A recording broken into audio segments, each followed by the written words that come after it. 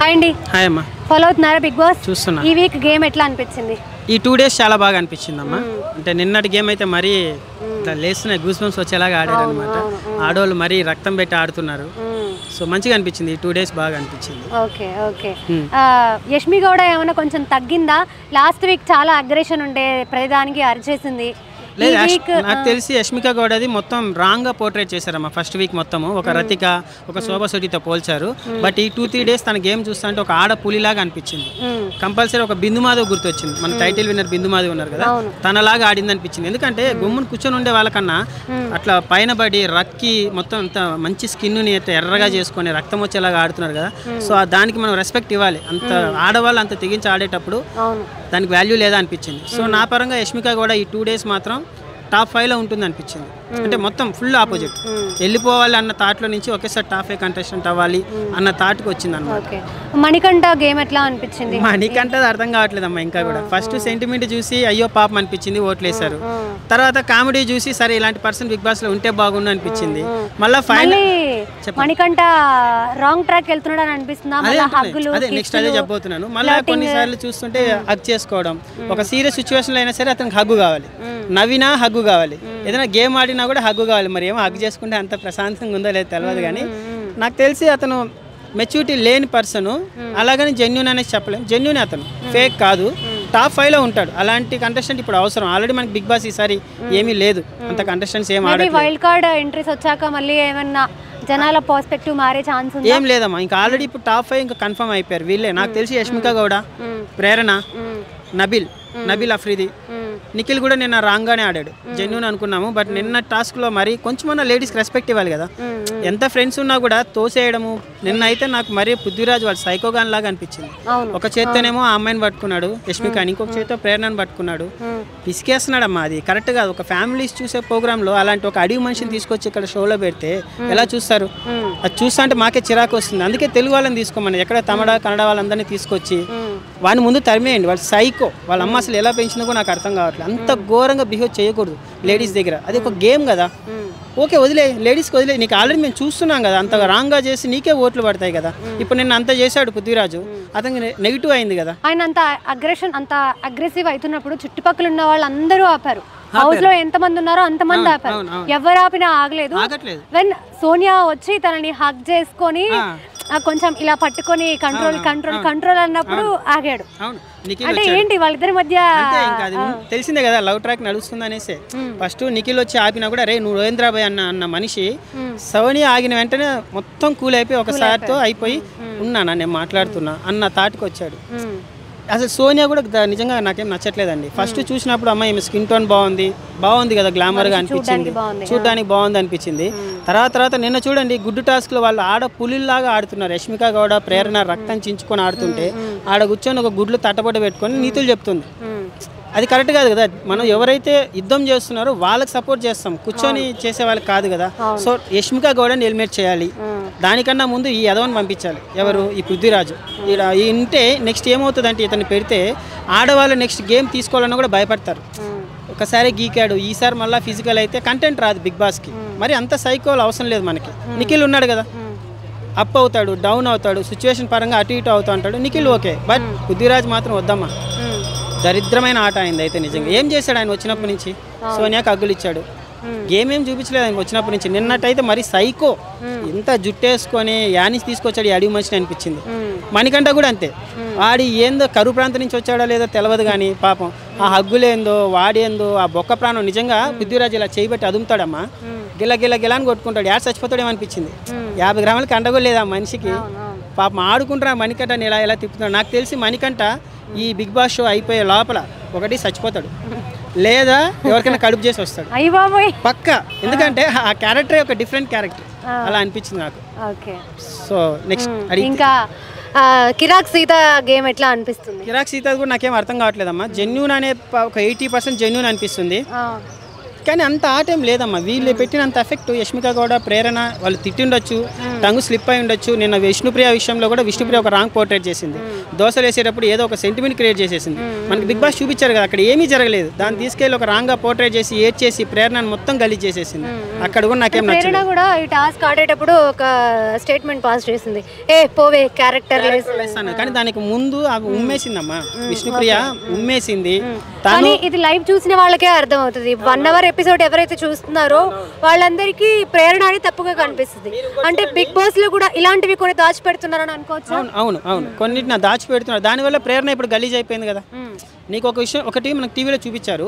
ప్రేరణ, కిరాక్ సీత ఒక డిస్కషన్ నడిచేటప్పుడు ప్రేరణ తంతుంది. విష్ణుప్రియకి ఏం అవసరం, రావాల్సిన అవసరం. విష్ణుప్రియ వచ్చి అప్పుడు అంటే ప్రేరణ ఈ దొంగది మళ్ళీ వచ్చింది అనేసి. అవసరం లేక విష్ణుప్రియకి అతను వచ్చి మళ్ళీ కొట్టడం. అసలు పృథ్వీరాజ్ అయితే కొట్టాడు మా ప్రేరణని, ఇలా కొట్టాడు పృథ్వీరాజు. అది మన కంపల్సరీ నాగార్జున గారు ఈ వీక్ వస్తారు, చాలా సీరియస్ అవుతాడు. ముందు ఆయన పృథ్వీరాజు ఈ బిగ్ బాస్కి సెట్ కాడు, సోనియాని పంపించేయండి. నాకు తెలిసి ఇంకా కిరాక్ సీత కూడా ఓకే బాగానే ఆడుతుంది. బట్ ఎక్కడో నాకు ఇంకా కూడా అంత ఆట కనపడలేదు. వీళ్ళు కనిపించినంత ఆట అయితే ఆమె చూపించలేదు. నబీల్ అఫ్రీది ఒకప్పుడు రాహుల్ సిప్లిగన్ చూసినప్పుడు నాకైతే ఎలా అనిపించిందో, ఒక సోహెల్ని చూసినప్పుడు ఎలా అనిపించిందో, ఒక అభిజిత్ని చూసినప్పుడు ఎలా అనిపించిందో అలాంటి ఆట ఆడుతున్నాడు ఆయన. మొన్నటి నాకు తెలియదు. ఈ ఆయన ఆట చూసి ఆయన వీడియోలు అన్నీ చూసాం, ఆయన ఏం చేశాడు ఏంటి అనేది. మంచి ప్లేయర్ అమ్మ. అది అంటే నిఖిల్ సోనియా మాయ నుంచి ఏమైనా బయటకు వచ్చాడా, గేమ్ ఆడుతున్నాడా? నిఖిల్ అసలు నాకేం అంత, అందరూ నిఖిల్ జెన్యూన్ అంటున్నారు కానీ నిఖిల్ సేఫ్ జోన్లో ఉన్నాడమ్మా. అతను ఇంకా కంపల్సరీ బయటికి రాలే, 100% బయటికి రాలేదు. యష్మిక కూడా వచ్చేసింది, తను ఏందో చూపించేసింది. రాంగ్ అయింది, ప్లస్ అయింది. ప్రేరణ ఓపెన్ అయిపోయింది. నిఖిల్ ఇంకా ఓపెన్ కాలే. నిన్న ఒక డిఫరెంట్ నిఖిల్ని చూశారు అందరూ. టాప్ 5లో ఉంటారన్న కంటెస్ట్ని నిన్న నిఖిల్ని ఒక డిఫరెంట్గా చూశారు. అతను తోసేయడం కానీ, యష్మిక గౌడని కానీ మీరు కొంచెం అబ్జర్వ్ చేయండి. అది కొంచెం సైకో. ఒక విన్నర్ అవ్వాల్సిన క్వాలిటీ అయితే అది కాదు. విన్నర్ అనేవాడు భరించాలి. ఒక మన సన్నీని చూసాం, విజయ్ సన్నీ లాస్ట్ వరకు పోరాడాడు. ఒక అభిజిత్ని చూసాం, ఎంత ఓపిక్గా ఉన్నాడు. బ్రెయిన్ గేమ్ ఆడాడు, ఎక్కడికైనా బాడీతో మనం ఏం చేయలేదు. సో అలాంటి ఒక విన్నర్ క్వాలిటీస్ అయితే నాకు నిఖిల్లో కనిపించలేదమ్మా. Top 5 contestant. ఈసారి ప్రతి సీజన్ కంటే ఈసారి కొంచెం హగ్గులు కిసెస్ ఎక్కువైపోయాయి, గేమ్ తగ్గిపోయింది. ఈ ఏదైతే ఉందో ఈ రొమాంటిక్ ఎంటర్టైన్మెంట్ ఎక్కువైపోయింది. ఈ రెండు ఇప్పుడు ఏదైతే ఈ 2 వారాల ప్రాసెస్లో ఈ సీజన్ ఫ్లాప్ అని అనుకున్నామమ్మా. బట్ ఈ 2 days ఏదైతే ఈ కోడ్ వచ్చింది, ఇదేదో ఒక టాస్క్ తీసుకొచ్చారు, ఈ 2 రోజులు మాత్రం మనం అనుకున్న వచ్చేసారు. ఇప్పుడు మళ్ళీ మంచి రేటింగ్ వస్తుంది. ఇది ఇలాగే ఇంకొక 4-5 టాస్కులు పడ్డాయి అనుకోండి, దీని మీద మీమ్స్, ట్రోల్స్, ఒక మళ్ళీ రైతు బిడ్డను ఎలాగైతే జైల్లో వేశారో ఇది కూడా ఒక మంచి కంటెంట్ అవుతుంది. ఈ సీజన్ కూడా కంపల్సరీ హిట్ అవుతుంది. Thank you. హాయ్ అండి. హాయ్, మీ పేరు? సురేష్ అండి. Suresh, Bigg Boss season 8 follow అవుతున్నారా? యా, చూస్తున్నాండి. ఈ వీక్ గేమ్ ఎట్లా అనిపించింది మీకు? జనరల్గా ఫస్ట్ వీక్ సెకండ్ వీక్తో పోల్చుకుంటే ఈ వీక్ చాలా బాగుంది. గేమ్ టఫ్గా ఉంది. ఓకే, ఎవరు మీ ఫేవరెట్ కంటెస్టెంట్? ఎవరు ఫేవరెట్ కంటెస్టెంట్? విష్ణుప్రియ. ఎందుకు? జనరల్గా ఉన్న ఫీమేల్స్లో పోల్చుకుంటే ఆమె కొంచెం బాగా ఆడుతుంది అండ్ యాక్సెప్టెన్సీ లెవెల్స్ ఎక్కువ ఉన్నాయి అనమాట. See what ever it right are wrong. ఇప్పుడు రీసెంట్గా ప్రేరణ ఉంది. ప్రేరణ అదే దోశ విషయంలో చిన్న ఇష్యూ అయింది. ప్రేరణకి మణికంఠ వెళ్ళి రిక్వెస్ట్ చేస్తే యాక్సెప్ట్ చేయలేదు. అదే ప్రేరణ వెళ్ళి విష్ణుకి వెళ్ళి రిక్వెస్ట్ చేసి దోశ పెడితే తినేసింది అనమాట. అట్లీస్ట్ మనకు యాక్సెప్టెన్సీ లెవెల్స్ అన్నీ ఉంది. ఫీమేల్స్లో చూసుకుంటే విష్ణుప్రియ ఇస్ ద బెస్ట్ అనుకుంటున్నాను. ఓకే, నిన్న జరిగిన కోడిగుడ్డు టాస్క్లో ఏ క్లాన్ మీకు బాగా ఆడారని అనిపించింది? ఆబ్వియస్లీ నిఖిల్ క్లాన్ బాగా ఆడారు. సి అక్కడ మనం వెళ్ళిందే గేమ్ ఆడడానికి, టఫ్ ఫైట్స్ ఇవ్వడానికి. గేమ్ అన్నప్పుడు అలానే ఉంటాయి. బిగ్ బాస్ ఈజీ టాస్క్ ఇస్తాడు అనేది అది చాలా రాంగ్. సింపుల్గా ఒక ఎగ్జాంపుల్ చెప్తాను. లాస్ట్ సీజన్లో యావరికి ఒక టాస్క్ ఇచ్చారు, 1 hour చిన్న తీయకుండా ఉండడం టాస్క్. ఆ టాస్క్లో ఆల్మోస్ట్ 1 hour 2 members ఈవెన్ పేడ కూడా నోట్లో వేశారు, ముక్కులో వేశారు, ఐస్ క్యూబ్స్ ఇష్టం వచ్చినట్టు చేశారు 1 hour. దాంతో పోల్చుకుంటే ఇది పెద్ద టఫ్ టాస్క్ అనిపించింది నాకైతే. అంటే ఈ టాస్క్లో, నిన్న జరిగిన టాస్క్లో పృథ్వీ కావచ్చు, లేకపోతే నిఖిల్ కావచ్చు, అంటే అమ్మాయిలు అబ్బాయిలు అని తేడా లేకుండా పృథ్వీ చాలా అగ్రెసివ్గా ఆడాడు.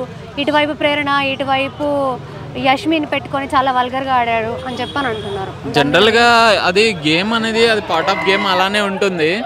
మనం అది రాంగ్ గా పోర్ట్రే చేయడం అనేది చాలా తప్పు. బిగ్ బాస్ అనేది పృథ్వీ ఎలా ఆడుతాడు గేమ్? అగ్రెషన్ ఉందా లేకపోతే గేమ్ ని గేమ్ లా? అగ్రెషన్ ఉంటది. ఎందుకంటే ఎవరి క్లాన్ వాళ్ళు గెలవాలనుకున్నప్పుడు అగ్రెషన్ గానే ఆడాలి, లేకపోతే అక్కడ మనం గెలవలేం. ఇప్పుడు అభయ్ నవీన్ సింపుల్గా కూర్చొని తీసుకొని ఇష్టం వచ్చినట్టు చేయని. మణికంఠ ఆల్రెడీ చెప్తుండు పాపం, వాట్ ఎవర్ ఇట్ ఉన్నవరకైనా మనం ఫైట్ చేద్దాం, మనం ఆడాలి. నువ్వు ఎగ్స్ తీసుకుంటుంటే ఎందుకు కూర్చుంటున్నాను అడిగాడు. వదిలేయరా అంటే వెళ్ళిందే గేమ్ ఆడడానికి, వదిలేయడానికి కాదు కదా. అతను ప్రొటెక్ట్ చేశాడు, కావాలని అయితే ఏం చేయలేదు. నా అంచనా ప్రకారం అయితే there is no gender difference between male and female in Bigg Boss అంతే. ఇప్పుడు ఫైట్స్ అన్నప్పుడు ఇప్పుడు ఫైట్ టాస్క్లు అన్నప్పుడు అలానే ఉంటుంది. మనకు మేల్కి ఒక సపరేట్గా టాస్క్, ఫీమేల్కి ఒక సపరేట్ టాస్క్ అయితే పెట్టట్లే కదా. మరి గేమ్ అన్నప్పుడు అలానే ఉంటుంది, కంపల్సరీ టఫ్ ఫైటే ఉంటుంది, అలానే ఉంటుంది. మరి అట్లాంటప్పుడు మరి యష్మి కూడా అసలు ఆమె క్వశ్చన్ కూడా చేయలేదు. అండ్ ఫీమేల్స్లో చూసుకుంటే ప్రేరణ అది క్యారెక్టర్లెస్ అని మాట్లాడడం కానీ అండ్ లెగ్స్ హిట్ చేయడం కానీ సీతకి అది చాలా రాంగ్ అనిపించింది నాకైతే. మెయిన్ థింగ్ ఏంటంటే వాళ్ళ కంతర టీం అనేది అసలు వాళ్ళు ఫాలో అవ్వట్లేదు బిగ్ బాస్ రూల్స్ని అనిపించింది నాకైతే. ఓకే. అండ్ అలాగే మెయిల్లో బాగా ఎవరు ఆడుతున్నారు? మెయిల్లో జనరల్గా నిఖిల్ బాగా ఆడుతున్నాడు అండ్ పృథ్వీ బాగా ఆడుతున్నాడు.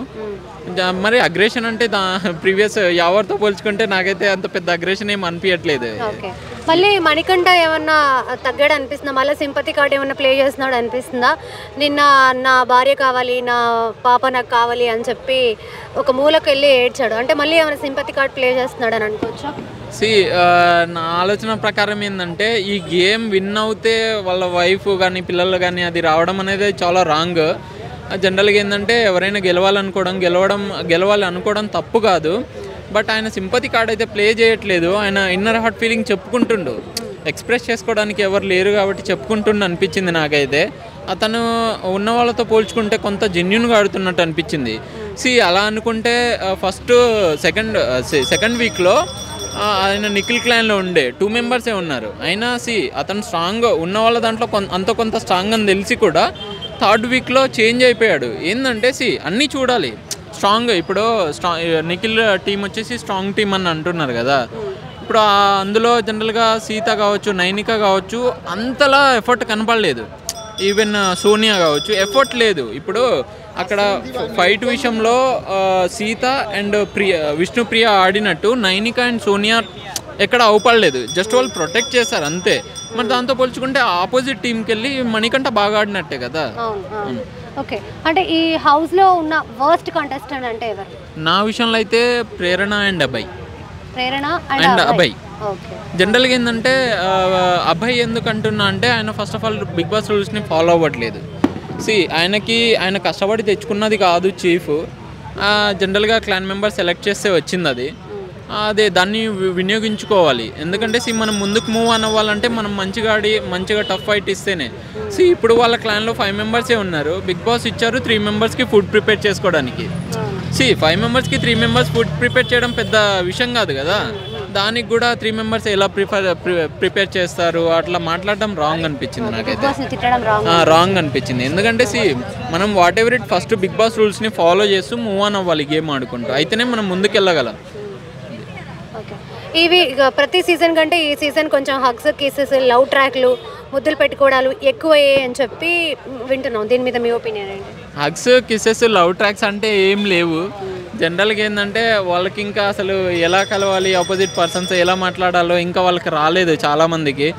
నేను చూస్తున్న దానికంటే ఇప్పుడు నిఖిల్ టీం ఉంది, ప్లస్ అటు అభయ్ టీం ఉంది. ఇప్పుడు ప్రభావతి 2.0 టాస్క్ ఆడారు. దాని తర్వాత అట్లీస్ట్ ఆపోజిట్ టీం వాళ్ళతో వెళ్ళి కలిసి మాట్లాడదామన్న ఇది కూడా లేదు, ఎవ్వరికీ లేదు. అంటే ఈ టీంకి లేదు, ఆ టీంకి లేదు. ఏంటంటే వీళ్ళు ఇండివిజువల్ అనే వేలో ఉన్నారు. వాట్ ఎవర్ ఇట్ మనం ఫస్ట్ నుంచి 7 సీజన్స్ చూసాను నేను. టీమ్ గేమ్ ఆడిన తర్వాత వాళ్ళు వెళ్ళి కలిసి మాట్లాడుకోవడం, కలిసి తినడం అలా నేను చూశాను. బట్ ఇది ఏంటంటే కొంచెం పార్షాలిటీ ఉన్నారు, చాలామంది పార్షాలిటీ అనిపించింది. ఎవరు టైటిల్ విన్నర్ ఎవరవుతారు అనుకుంటున్నారు? టైటిల్ విన్నర్ అని అయితే నేను చెప్పలేను. మేల్స్ నుంచి అయితే నిఖిల్ టాప్ 5లో ఉంటారు, ఫీమేల్స్ నుంచి అయితే విష్ణుప్రియ టాప్ 5లో ఉంటుంది అని అనిపించింది. Thank you.